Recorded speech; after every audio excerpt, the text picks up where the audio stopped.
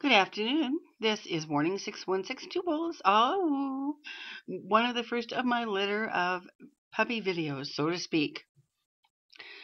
This is the 24th of May 24 May.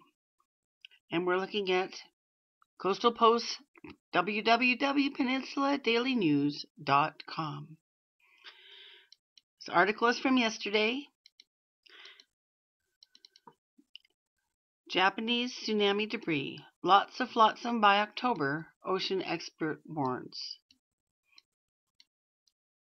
In this, you're looking at a picture of Curtis Ebbesmeyer. He is the world's foremost expert on this at the moment, it would seem. Article by Rob Olakainen, Peninsula Daily News. Beachcombing will get a lot more interesting this October. That's when the bulk of the flotsam unleashed by the Japanese tsunami of March 2011 will begin to arrive on the North Olympic Peninsula. Oceanographer Kurt Ebbesmeyer told an audience at Peninsula College in Port Angeles, Washington, on Monday night.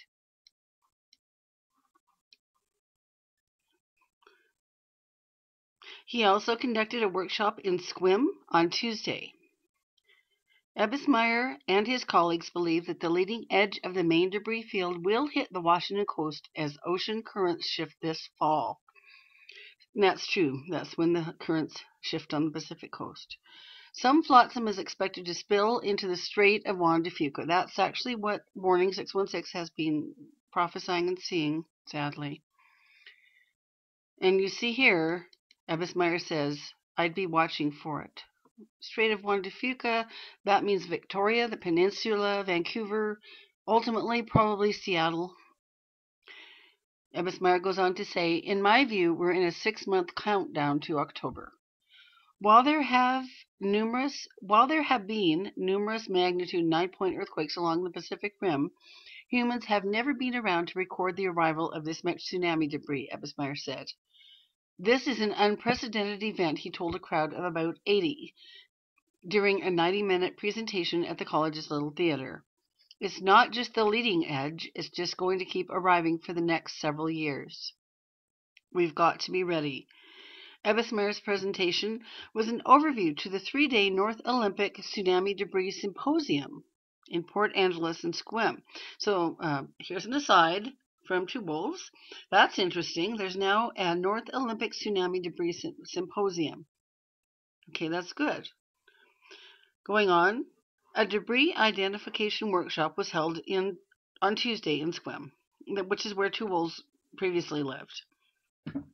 A second identification workshop is scheduled from 9 a.m. to noon today in the upstairs conference room. Well, you don't need to know that because it's too late. That was yesterday, and you're not there. So going on, the symposium was hosted by the Clallam County Marine Resources Committee in partnership with Surfrider and the National Oceanic and Atmospheric Administration, or NOAA.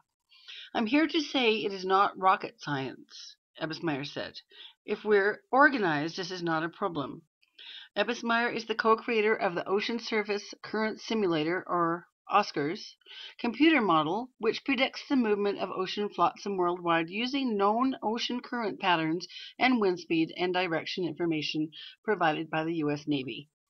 Ebbesmeyer displayed a series of slides developed by his colleague, oceanographer Jim Ingraham of Driftbusters Inc. Fast-moving debris from the Japanese tsunami, including oyster buoys, soccer balls, and a shipping container holding a Harley-Davidson motorcycle with Japanese license plates, has already arrived, as we know. I already have, I think, 500 buoys in my files, Ebbesmeyer said. And we know, if you look at my videos, that one of those buoys is actually in the Maritime Museum in Victoria. Oops, excuse me. Last month, the fishing vessel Ryu on Maru, which was dislodged by the tsunami, was sank by the U.S. Coast Guard and so on. Going on, Ebbesmeyer says, I'm expecting 100 vessels. Over the next couple of years. Again, I'm expecting 100 vessels over the next couple of years, Ebbesmeyer said. I think they'll vary from like 20 feet, maybe 15 feet up to, you saw the rusty boat, that was 150 feet. Ebbesmeyer classified the debris into the three categories. The first arrivals that landed on U.S. and Canadian shores last October, the latest arrivals this spring, and a main event this October. So if you see something that might be tsunami debris, look around, Ebbesmeyer said. There will probably be something else there in the same spot. Going on, Ebbesmeyer said 84.6 of the first 400 Japanese buoys that floated across the Pacific landed on Vancouver Island. About 11% landed in Washington, including several in Clallam County. The rest washed up in Alaska, Oregon, and Northern California. Okay. There's a little bit more here you can go through and read about other items that are being returned to Japan.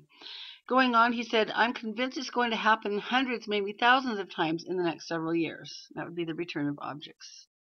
And there is a big chance that Japanese tourism could be a significant factor in Clallam County. Okay, stepping aside, this is Two Wolves going to say that's quite tragic and grim, is it not?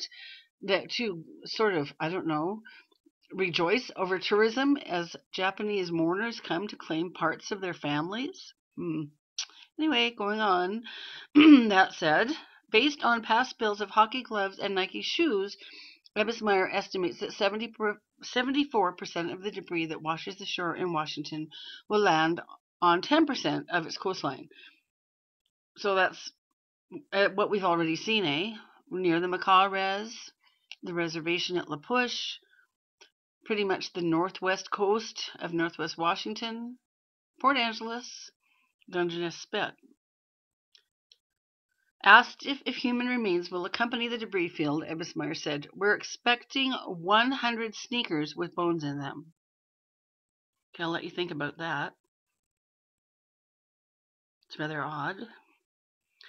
He goes on to say, the good news in this case is that the Japanese must have a very large DNA database because there's still 3,000 people missing. If you find a sneaker, stop in your tracks. Take a stick, turn it over, and see if there's remains in it. If there are, call 911 and wait for police.